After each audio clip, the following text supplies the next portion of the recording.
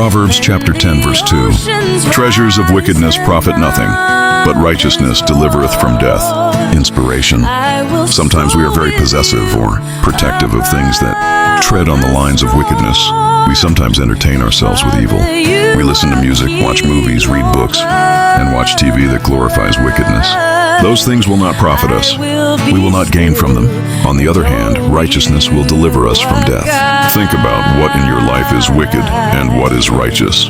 Focus on the things that you will profit from. Let's pray. Lord, you love the righteous and you despise wickedness. Thank you for being a righteous God and not a God who loves war, murder, and death. You are truly good and only you can truly satisfy our hearts.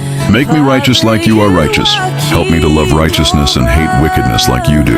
In Jesus' name, amen. Kawikaan Kabanata 10 talata 2. Ang mga kayamanang nakuha sa masamang paraan ay walang kabuluhan, ngunit ang katuwiran ay nagliligtas mula sa kamatayan. Inspirasyon. Minsan tayo ay sobrang mapanghawak o mapag-ingat sa mga bagay na halos masama na. Minsan ay hinahayaan nating aliwin ang ating sarili sa mga bagay na masama. Nakikinig tayo ng musika, nanonood ng mga pelikula, nagbabasa ng mga libro, at nanonood ng mga palabas sa TV na nagbibigay dangal sa kasamaan. Yung mga ito ay hindi magdadala ng kapakinabangan sa atin. Walang maidudulot na kabutihan ang mga iyon. Ngunit ang katuwiran ay magliligtas sa atin mula sa kamatayan. Pag-isipan mo kung ano sa iyong buhay ang masama at ano ang matuwid. Ituon ang sarili sa mga bagay na tunay na makikinabang ka. Manalangin tayo. Panginoon, mahal mo ang mga matuwid at kinamumuhian mo ang kasamaan.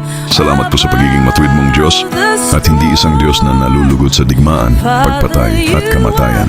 Ikaw ay tunay na mabuti at tanging ikaw lamang ang makapupuno sa aming puso. Gawin mo akong matuwid tulad ng iyong katuwiran. Tulungan mo akong mahalin ang katuwiran at kamuhian ang kasamaan, gaya ng ginagawa mo sa pangalan ni Jesus. Amen.